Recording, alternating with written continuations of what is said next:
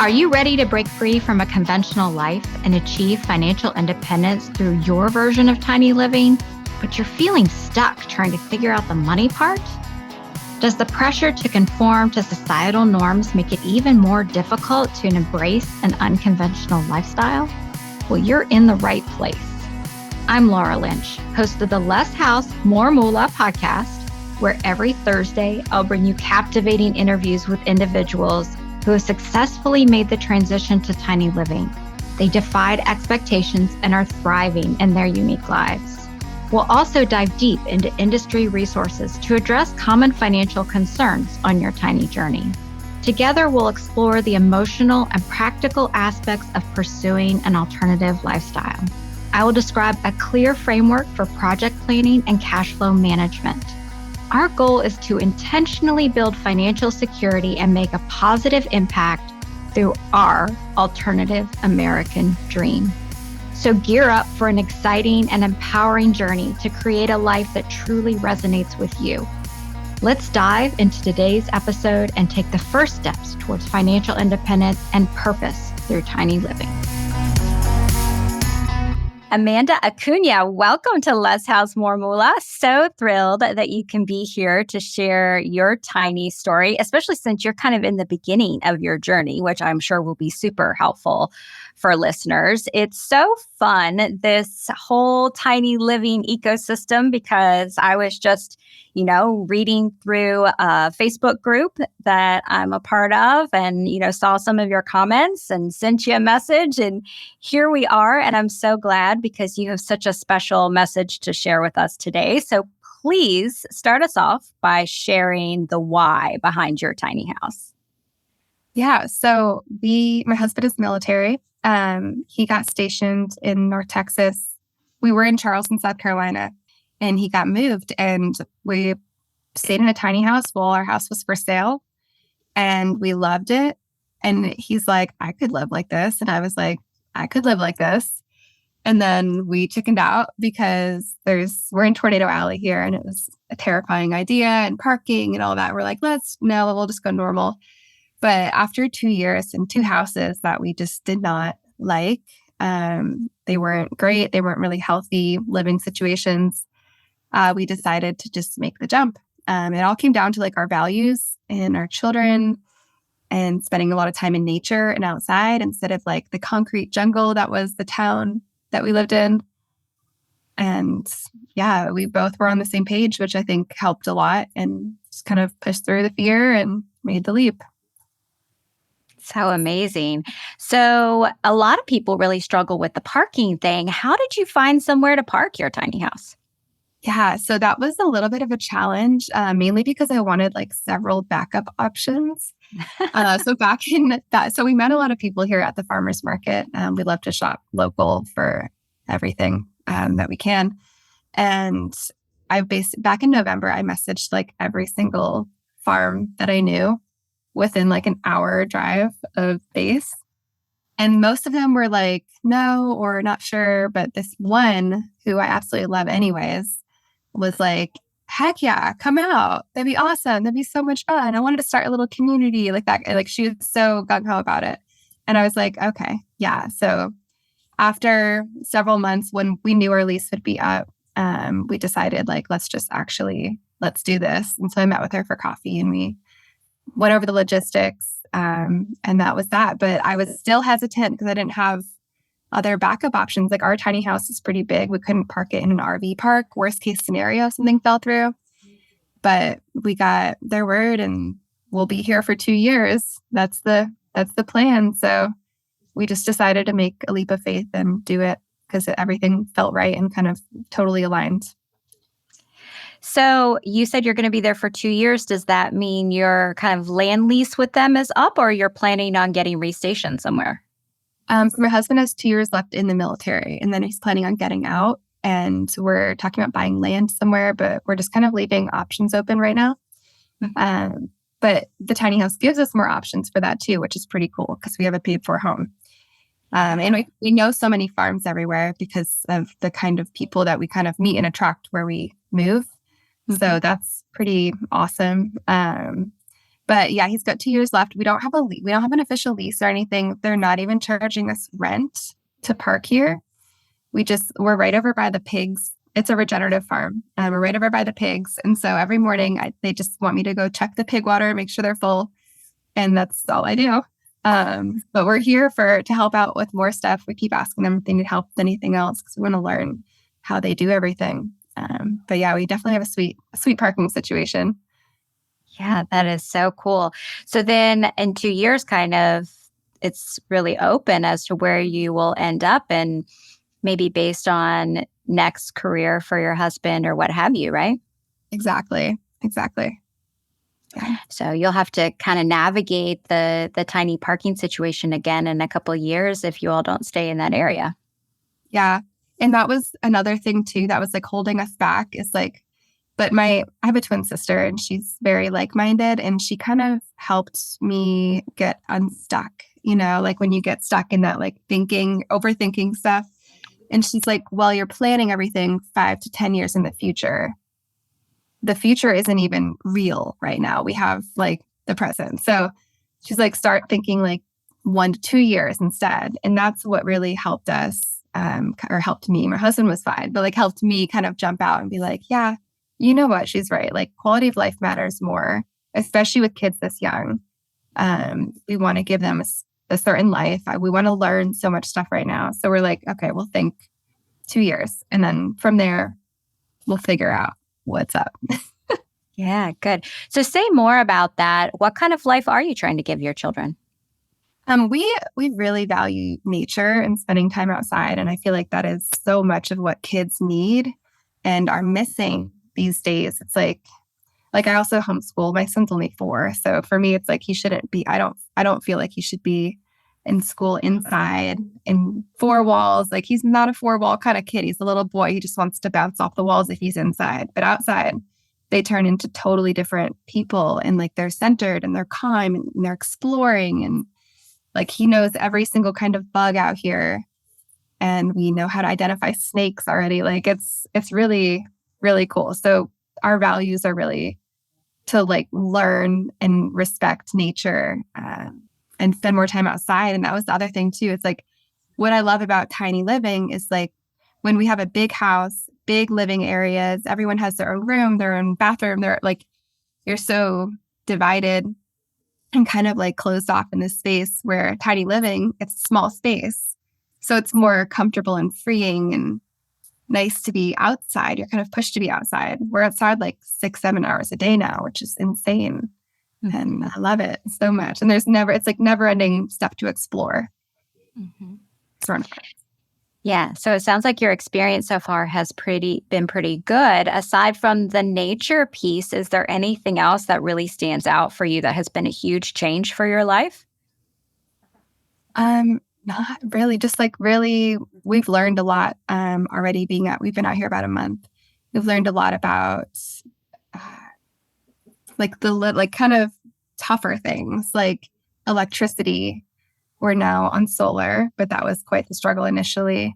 Stuff that you've never really had to struggle with, And interestingly, like I feel like camping and spending like tent camping and stuff like that has prepared us because it's like we've roughed it before, but we were on a generator for a whole month. And yeah, so like we're learning a lot about everything's more intentional. I feel like it's more intentional. We're learning how we can get power from the sun. My husband learned all this electric stuff that is like, oh my gosh, beyond me. But it's been a huge learning experience. We're learning about regenerative farming. It's pretty cool. Amazing. So what have you heard from other members of your community, friends or family, when you suggested tiny living might be an option for them? Yeah. So we've had a lot of mixed things. Most people around us are so excited for what we're doing. And they're like, I love watching it, but I could never do it.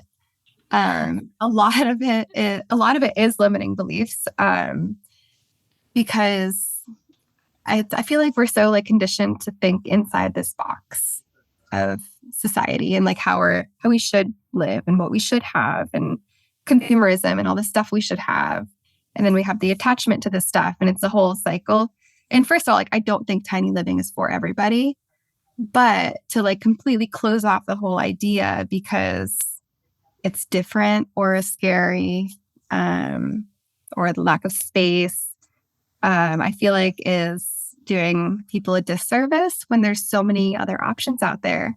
And like the people who own the farm, they're building a yurt, and it's a huge yurt. It's the biggest yurt I've ever seen. But like the point is, there's so many different living situations that can solve so many of people's issues, whether it's finance issues or quality of life. And I think just being able to think outside the box and basically question everything. Like when it comes to consumerism, we're not buying as much stuff because we're in a small space. We're way more intentional when it comes to things like that. Yeah, I just published an article on LinkedIn on Monday about limiting beliefs. And you and I have that similar experience that everybody's so fascinated, but they say, oh, I can never do that. Right. And I just wonder, like, what do you get the sense that they cannot live like that or they cannot do that? What do you think the root cause of that is? I think it's just fear, like fear of being different. Some people even, it's like fear of what other people might think. And not to say like we all haven't dealt with that, but it's kind of separating yourself and just being like, well, what works for me and my family rather than the comparison game, I feel like. But fear, and then social conditioning is just, we're conditioned from a young age to be a certain way and do a certain thing. And I think being able to kind of explore what's true to you and whether it's different or not is what can be stopping people, is when they're able to actually like tap into that and see what really works for them. Yeah. And certainly you experienced some fear, right? You mentioned the tornado alley thing and also, learning about solar setup. How do you all overcome your fear when it comes to these things that are sort of outside of the norm for you? So I'm a holistic health coach, and what I do with clients is what I'm kind of doing with myself right now. So it all comes back to your why. And why. So like, for us, like we had a storm knock down our solar last week, and it was just, we felt kind of defeated. And then my husband and I had a conversation. We're like, okay, why are we doing this? What are our values? Like back to that. And that's what really just keeps you feeling good and empowered and like you're making the right decision, is just remembering why you want to do some things. Like for us, it was like the values, spending time outside, these kids, like the house, like even though it's tiny, it is so much nicer than the past 2 houses we've had here. And like we both agreed we'd rather live in a small house that we love than a big house that is just not great for us. And so, I talk a lot about values. In fact, it's something that I've mentioned a lot on the podcast and I do in my financial planning practice, is helping people kind of come to their values and understand what their values are, because I do agree that that is such an important guidepost or roadmap for every decision that we make in life. If we can make them in alignment with values, then, when we get to the other side of that decision, we will feel good about the decision that we made. Whereas if we just sort of follow the expectations, we may get to the other side of following the expectations and, 30 years of doing what you think you were supposed to do. And you may go, what the heck have I been doing all these years? I don't feel like I'm truly myself. So how did you and your husband, like, how did you even figure out values were a thing? And like, where did that come into your ecosystem? I think like we both had been on like kind of a self-development spiritual journey the past couple of years. And I think that really helped because we were able to tap into us and like what was true to us. And then obviously kids help because you question everything and you're like, what kind of life do I want them to live? That was a big part of it. Yeah. Yeah, it's interesting because unless you go on that self-development quest in life, you may just never even know what your values are. And in an earlier episode, my husband and I, Eric, and I had a conversation about our first conversation when we figured out, what our values were and how we've used that to make decisions about our future. And it's been so impactful. And every time we, are making a decision, we can go back to those touch points, those values, and figure out, comfortably, like, how do we move forward here? Well, this, does or doesn't align with, values, mine being independence and exploration. And so, like, I know if I'm moving in that direction, I'm probably going to feel really good. And so it's been such a helpful framework, but there are so many people that have never even thought about it. Yeah. Yeah. I think also it's like, we're spending more time just like quiet time thinking. Like we don't meditate hours a day or anything like that, even though that would be wonderful, but it's not in the cards right now. But we're not filling our brain with TV hours a day, and we're reading books instead that again are more aligned with self-development, and like being able to kind of focus more on us and what really like whether it's the past or working through different things. But I love how you tie that into financial planning, because that's a huge thing too. It's like, it's more empowering. And when you're in alignment with what matters with you, it's not as scary because you're like, I know this is my path and I know this is what feels right to me. Yeah, that's so good. So if you don't mind sharing, tell us exactly, you're very young, you've got a young family. How did you afford to do this? Because a lot of people can't figure out how to afford to go tiny. Yeah. So we're young, but we're financially responsible. We both came from not a lot of money. And my husband was the spender in the relationship for sure until we got together. And pretty much so he's military. Every time he's re-enlisted, he gets a chunk of money. We've sold 2 houses and gotten a chunk of money. So little bits at a time. I'm trying to think of what else, like tax money, like little things, like any little bits at a time that we get, we always put in savings. Mm-hmm. So the chunks of money. So we don't save money every single month. Well, sometimes we do, but we hadn't been in years. Mm-hmm. Also, we were able to pay cash for our house, which is $95,000, which is a huge chunk that most 29-year-olds would not have. But because of that planning, so we basically were kind of squirreling away all our money in investments. So we made money on investments also, even though we pulled out when it was down, which kind of hurt us. But the interest rate on tiny houses was so bad. We're like, you know what? This was meant to be. Now we have no payment. Mm-hmm. Yeah.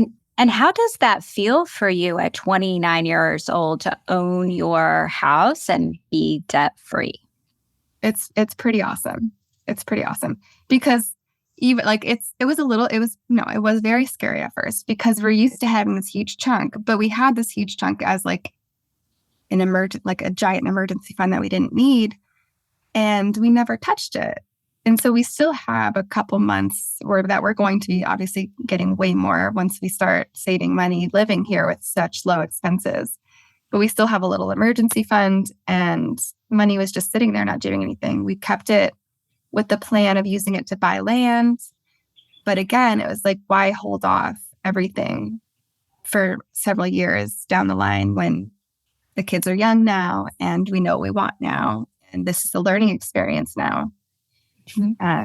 So we said, let's just do it. But it feels really good because we don't have our monthly expenses are so low now out here, which is pretty cool because we have solar. So we're off-grid solar. So our backup is a generator and not on-grid power.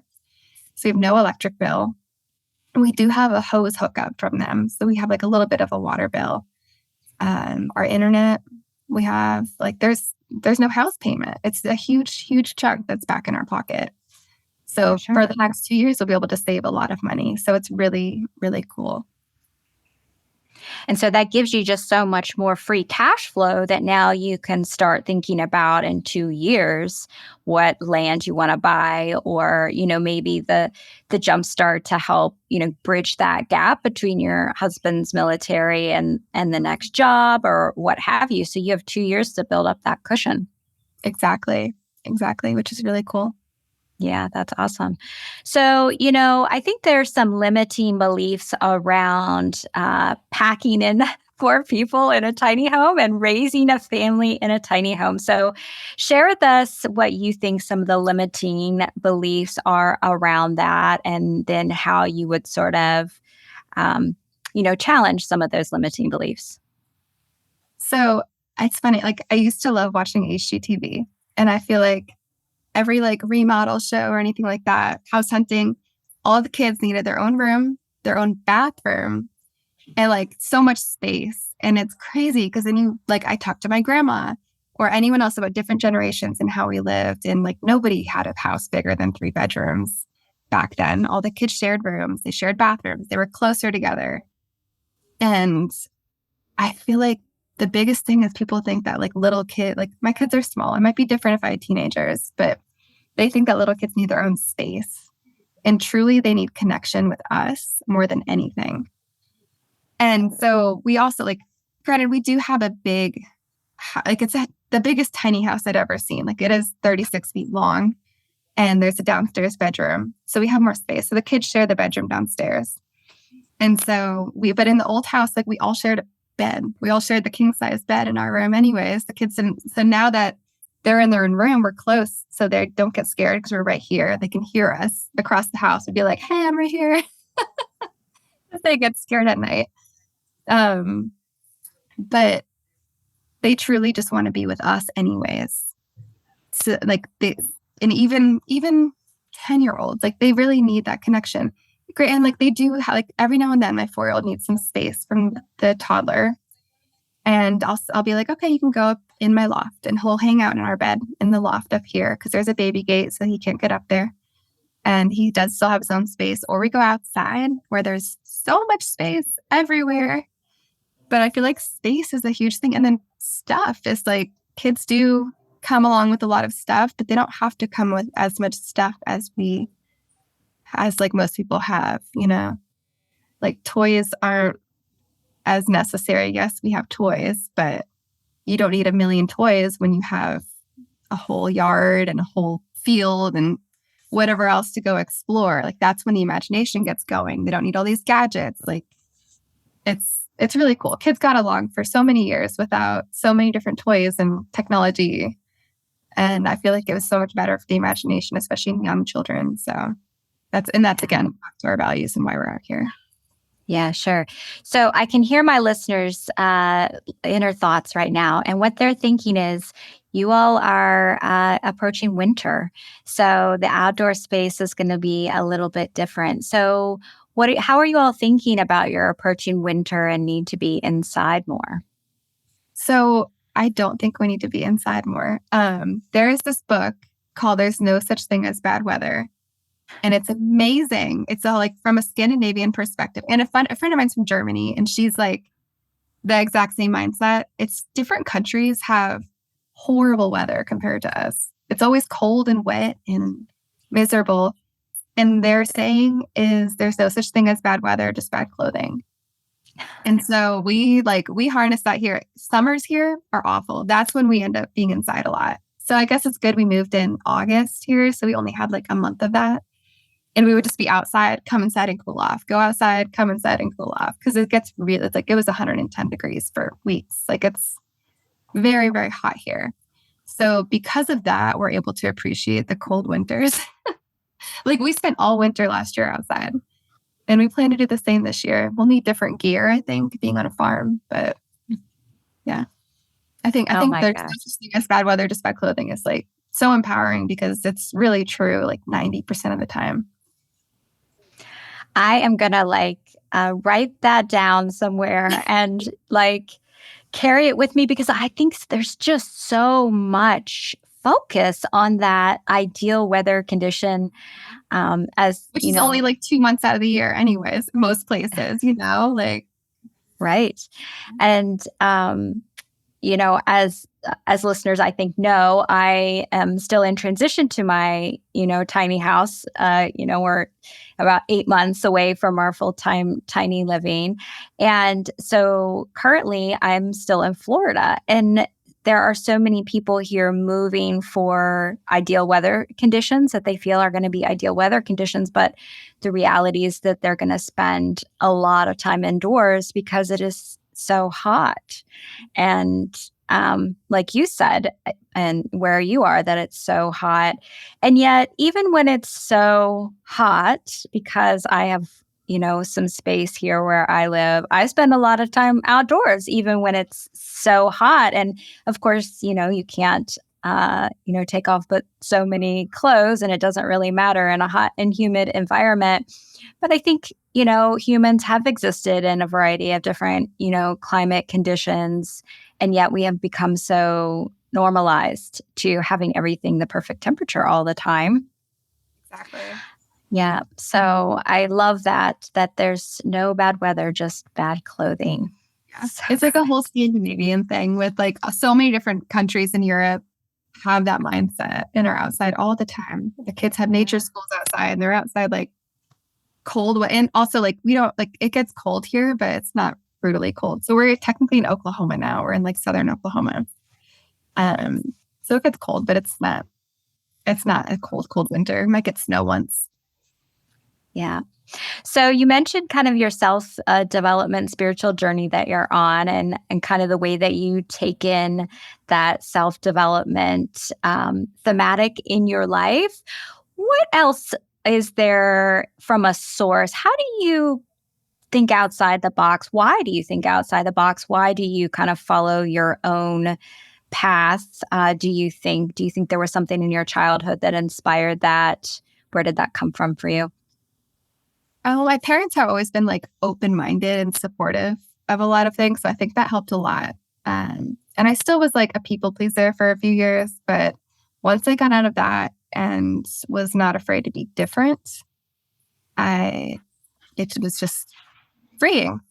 So I guess I've always been an independent thinker. My husband's always like, he was a little afraid, I feel like, for a little bit about being different and unique. And now he just does not care. And I love it so much. It's like the way that, like, with your husband, I'm sure it's like the way that you can like change, like not purposely, but you change each other. Like you bounce off each other and you evolve together. And it's really cool. But I think the fact that we just don't really care, like we go to our own beat. We don't really, it doesn't matter what other people think because they're not in our life, they don't know what works for us. Good. Yep. You got to have that independent thought and value your own voice. And I think that for, a long time, in our earlier years, we are taught to value other people's voices. And especially now that we can Google absolutely anything, we're always looking to someone else to tell us the answer. And so learning to value and appreciate your own voice, I think, comes with some life experience where you listen to your own voice and you hear or experience how that turns out for you. And then it strengthens your ability to hear your own voice and follow your own path. For me, I listened to my own inner voice back in 2020 and went completely alcohol free. And this has been the most dramatic and significant change of my life. And having done that thing makes me feel so much more of a believer of my own voice. And building our tiny house too helped us really experience that, you tackle something and, one day at a time, and you can accomplish pretty much anything you kind of set out to do. Another, time to see, hey, following my own voice really turned out well for me. And I didn't even know at the time what the long-term game plan for the tiny house would be. But it has been just a moment where we followed our own voice, and it is significantly changing our lives in a really amazing way. So I love that there's, people out there that are learning to listen to their own voice younger in life. I wish I had started listening a lot younger. Yeah. Yep. Good. We're alcohol free too. And that was also like right around 2020. I lost like my family's Italian. So it's all like a lot of drinking, and we lost my uncle due to alcoholism. And I was like, I don't feel good when I drink anyways. It's just not worth it. And so we stopped. But it's like when you do listen to your own voice, like you said, it's like everything really just kind of flows. Like once you get in that flow state, it's so easy to remember and to keep going with it. Yeah. Yeah. So good. So, how would you rate the complexity of having a family in a tiny house versus what you experience in a normal house or base housing? Um, it's about the same, mainly because like my kids are young and we like I said, we had co-slept in the same bed for years in the last house. So it's not that different. Honestly, the biggest issue has been the dog. We have a German Shepherd and she sheds so much. And now that we're on a farm, she brings in so much dirt. And it's like all of that shedding in one tiny little space. Like that's been the hardest part, not the kids. Because the kid, like, they want to be with us anyways. They're next to us most of the time. So they haven't, that's been easy. If anything, it's been easier. It's easier to keep an eye on them. And small space is easy to childproof for the wild climbing 18-month-old that I have.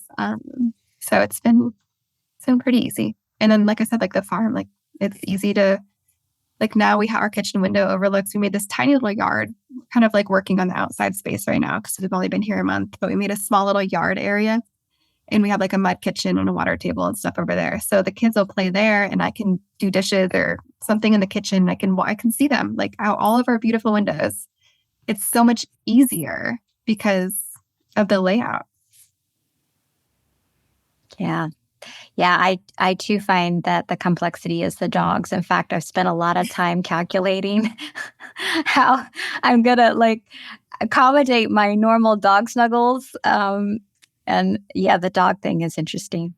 So, um, what do you think about the how the tiny house contributes, to or hinders the health coaching work that you do? Do you feel like it's a good alignment and it sort of facilitates it, or is it more difficult because of working in the tiny house?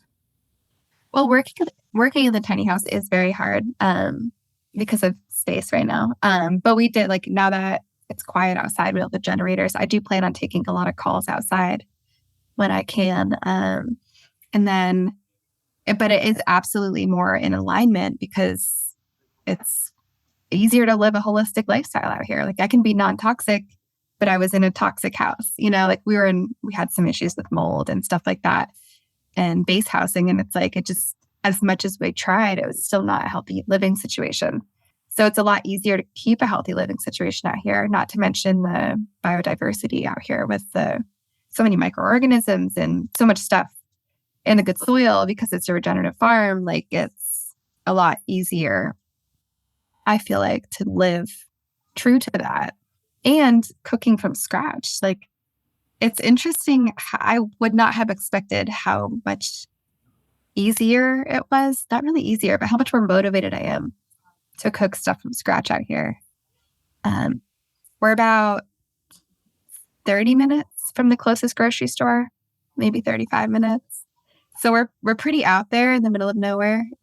So there's no quick trips to the store. So I'm kind of being more pushed to cook from scratch and prepare our snacks for the day before and whatever, like just be ready. And it's a lot easier.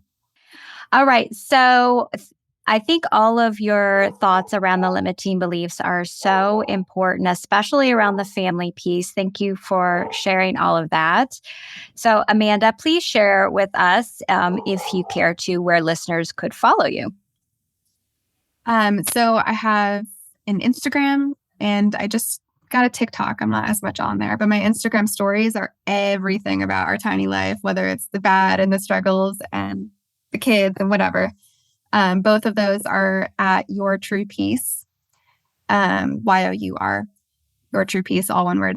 And then I have a Facebook group also more for health coaching where I share a lot of like healthy recipes and health tips and stuff like that.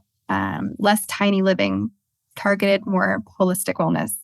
And that is Your True Peace, 3 words. So join my Facebook group for recipes and stuff like that. And then, like I said, Instagram, I'm very active on for stories and lots of tiny living stuff. Trying to make more reels, but we'll get there.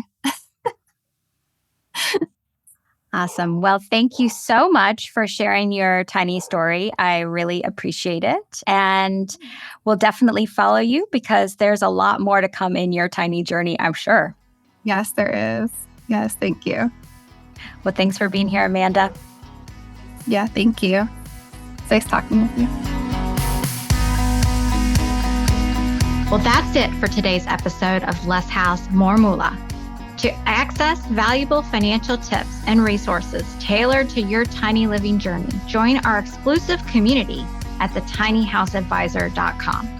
Here you'll find a supportive network of like-minded individuals committed to helping each other navigate the challenges and celebrate the victories of embracing a minimalist lifestyle.